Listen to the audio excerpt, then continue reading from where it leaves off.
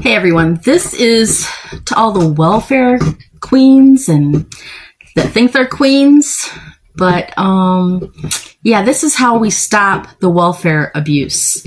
Because the good people of the United States are sick of it. They're sick of you freeloaders, good for nothings, because you're just a waste of flesh. And you're just parasites. I don't even want to compare you to animals because you're worse than that. Animals have a function. Animals are beautiful.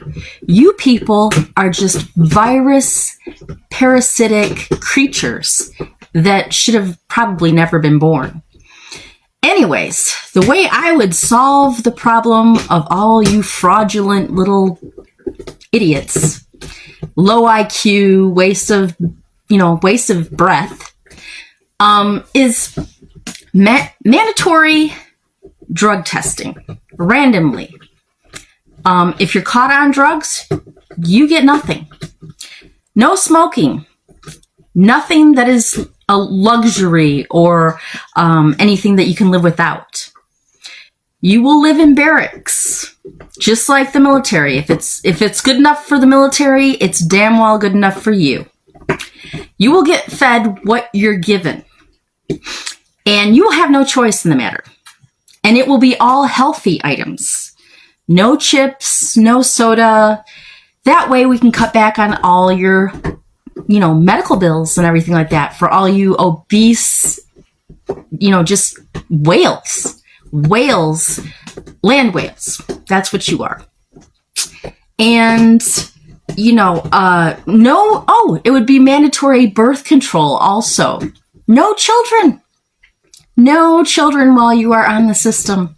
If you can't feed them, you're not going to breed them. And you're so lucky I am not in charge of this, because it would be like the military. And mandatory community service. You would wait on everybody else hand and foot. Whatever needs to be done in the community. That is, a direct function of society, you're going to be of some use. And then that way, poverty will be a thing of the past, pretty much. I mean, there'll still be some people in poverty, but they're going to be the hardworking people that just fall on hard times or whatever. But it isn't going to be this generational, just sponging off of everybody else that's working and that have worked and are, good for society, unlike you.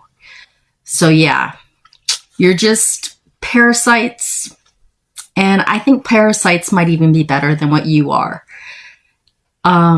Because the way you're going on and on and on about how you're going to rob people, you're going to kill people, you're going to, cannibalize white crackers. And if I could say the words that I want to say on these platforms, I would. But then I'll get banned and then I can't voice my opinion. But you people need to get a life. You need to get an IQ, which will never happen. And it's been generational. And the more you breed and breed, the less IQ you have. Because it's just bad IQ, breeding with bad IQ. And it just gets worse and worse as it goes on. So, yeah. You would not like the system that I have in mind. Not at all. So, everybody that's a decent person on the system, more power to you, really. And I feel for you. But most of you, you don't need it. And I know this for a fact because I have family members and neighbors that are on the system, and they do not need it at all. They're just leeches. Just pure leeches. So, get a life, people. Get your shit under control. And stop feeding off of the rest of us. And our hard work. And our dollars that we put into the system that you never put into the system. So, go get a life. Bye-bye. It's really sad when compassion becomes controversial, when helping someone in need suddenly makes you lazy or a parasite. What's even shocking isn't just the words, it's a mindset. Because this mindset, this kind of hatred, didn't come out of nowhere. It is a product of years, decades of political manipulation, and racial conditioning. You see, America has always been good at creating the narrative that poor people are the black, brown, and immigrant families, while white Americans, particularly white women, make up the majority of SNAP benefits. But racism runs so deep that even facts can't break through the lies. It's not about truth anymore. It's about superiority. America has mastered the art of convincing working-class American family that they are superior over black people, even while they struggle just as much. It's manipulation at its finest, where a few rich people convince non-rich white people that the other people are the problems. But here is the thing. When you strip away the politics, the hate, the propaganda, it's all the same pain. Hunger doesn't discriminate. Struggle looks the same in every color. So let's watch the reactions, then we come back with a complete analysis about this topic, all right? Let's dive into it. Good for nothings, because you're just a waste of flesh. And you are a very, very, very dangerous person because you are a violent person. Your heart is full of violence and darkness. I see that. And everybody, and I hope this goes viral, and I hope everybody sees it. I've already told my story about being homeless when I was 18 years old in the 80s in New York City by myself.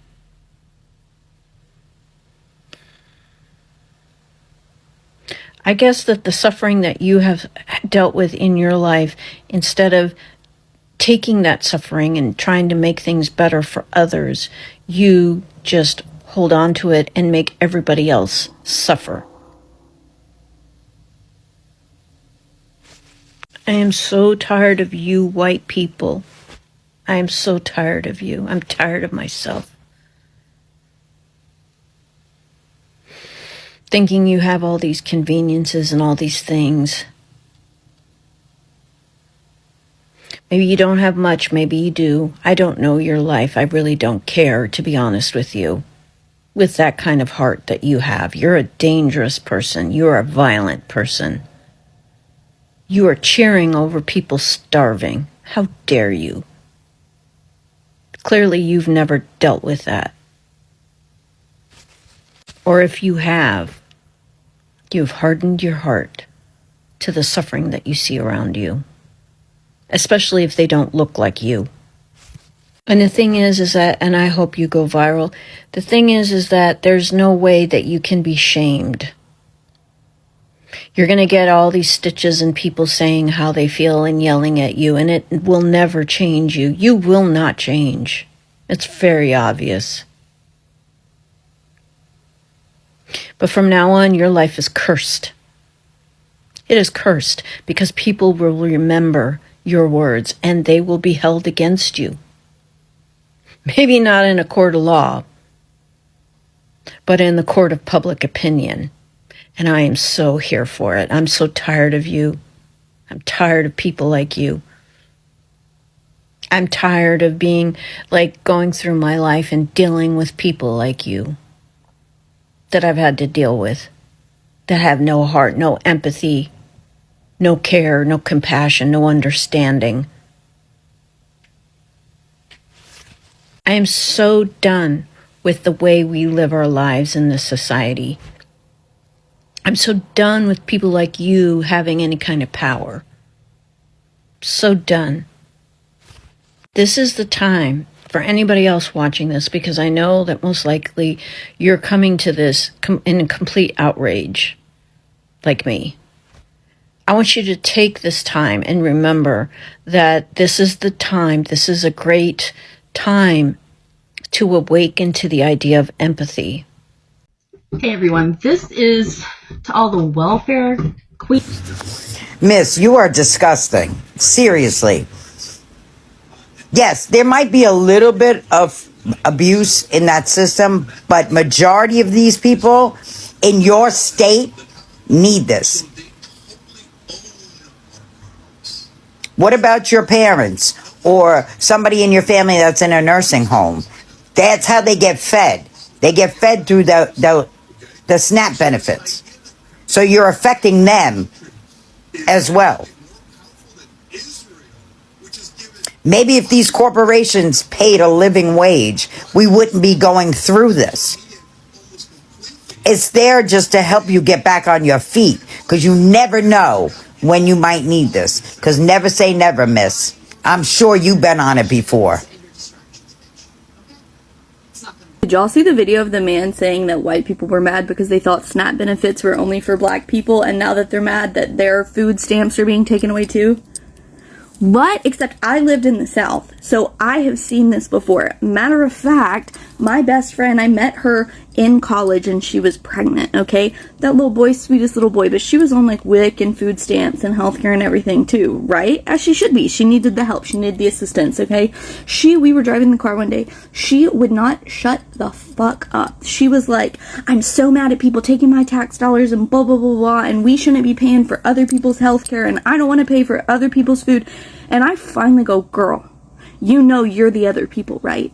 And she was like, huh? And I was like, the health insurance that made you be able to take your little boy to the doctor yesterday, I paid for that. The food that you eat, that you put on your table, I paid for that. My tax dollars paid for that. Like, you are the people that you're talking about. How are you going to sit here and trash talk people when you are the people? Like, you have WIC, you have food stamps, and you have health insurance for you and your child. And you're going to sit here and trash talk people who use government aid. What? And anyways, they're mad now. They're mad now that their shit's being taken away too. Okay, did we all share the brain cell today, or what? Hey everyone, this is to all the welfare queens. So you're talking about your MAGA sisters who live in red states who are being affected by losing their SNAP benefits. Gotcha. Hey everyone, this is to all the welfare queens that think they're queens. Why are you sitting on the ground? Yeah, this is how we stop the welfare abuse. Because the good people of the United States are sick of it. They're sick of you freeloaders, good for nothings, because you're just a waste of flesh. And you're just parasites. I don't even want to compare you to animals because you're worse than that. Animals have a function. Animals are beautiful. You people are just virus, parasitic creatures. Okay, well, that's enough of that. Why was she sitting on the ground? And like, again, elderly, children, active military, disabled. Stop it. This is such a gross look. Karma is a wonderful thing. I hope you find it.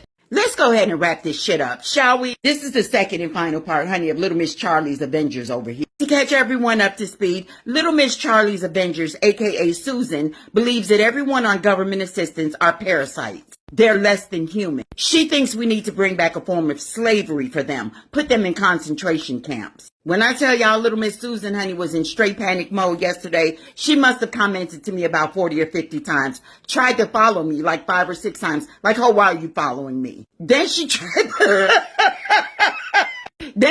to threaten me with the I can do some investigating too. Sweetie, let me help you out. 3-time convicted felon over here, former addict. Turned my life around, honey, did a complete 180, and now I spend my life servicing my community and calling out hateful bitches like you. All one need do, honey, is scroll my videos, as you did, to see that I stand in my truth. Something hateful, venomous maggots like you know absolutely nothing about. Are we good now? Are we all caught up? Good. Now let's focus back on you. So Little Miss Charlie's Avengers tried to say that I had the wrong person. We're not going to do that, Susan. Because see, when you look someone up the way that I did, it's going to show all of your neighbors' names, it's going to show your acquaintances' names, and it's going to show family members' names. And when I go to your Facebook, boom, there's one. So I proceed to look up the rest of those names, and lo and behold, there they all are. Furthermore, sweetie, if it weren't you, you wouldn't have tried to do damage control here. Oh, and by the way, just because you removed the video from your page doesn't mean it no longer exists. Moving right along, I'm sure it'll come as no big surprise to anyone that Susan is also a racist, although she'll tell you she's not because in her words, they are good black. But if you're not racist, Susan, why were you liking all of the racist comments and laughing at them and using racist tropes and dog whistles as you did here? And of course, true to form, like all hateful, venomous maggots do, Susan decided to toss in a lie to back up her bullshit. Susan said that before her dad passed, he tried to go and get welfare, but they told him that he was the wrong color. And when someone asked her, oh, what's the right color? Susan said that they told him he wasn't black. Susan, welfare was created for white people. Pumpkin, there are more white people collecting welfare and government assistance than all races combined. Then Susan went on to say two things that I'm going to connect here for you. Susan said she hates drug addicts and they should not receive welfare. Susan also stated that she absolutely despises criminals, which is quite odd, Susan, because when I look at who owns your house, there's a gentleman by the name of Michael. Now, I'm not going to drop his last name because he only has something to do with this by proxy. But correct me if I'm wrong. Isn't Michael a bit of a felon himself? Had a little problem with that booger sugar, did he? And he resides in that home, am I correct? Must kill you to live in such proximity to a criminal, an addict. Then Susan went on to say that quite a few of her family members are abusing the welfare system. Oh, how you must hate them. Susan, let's be very clear here. You are not part of the elite. You didn't know what money was until you married a dentist. Speaking of which, now I'm not sure which of these two it is, but I think we should find out. Susan also stated that she has businesses online. I see that you have a connection with Globetrotter Properties. I'm not sure what it is, but I think it's worth looking into. I also see that you have some sort of travel thing going. Sue at Anderson Travel. If anyone knows how to look into LLCs, please let me know. Susan, I don't know what happened to you in your life to make you such a hateful person, but here's hoping you have the absolute day that you deserve. There'll still be some people in poverty, but they're going to be the hardworking people that just fall on hard times or whatever. But it isn't going to be this generational, just sponging off of everybody else that's working and that have worked. These people will literally run smack dab face first into the point and not even realize it. They have no idea what hit them. You understand that the reason it's generational is because if your parents don't have a pot to piss in, they can't give you a head start in life. They can't, like my parents did, say, stay home until you get married, save up your money so you can buy a place and never have to pay rent. Okay, like my parents who came here from Portugal, and yes, they worked their asses off and they bought properties. They gave me a leg up because guess what? They had the money to send me to college. They had the money to send me to private school. They had the money to send me to special summer camps and to help me get started and give me money when I needed it. Not everybody had that. So my generational thing was somebody set me up to succeed, and now I'm doing the same for my children. These people can't do that for their children, and then people end up in poverty generation to generation. Hello? What we are witnessing now isn't just about food stamps.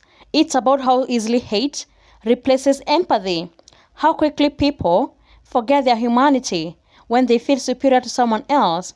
And the painful irony is that many of the loudest voices calling others lazy or dependent are just one paycheck away from needing the same help.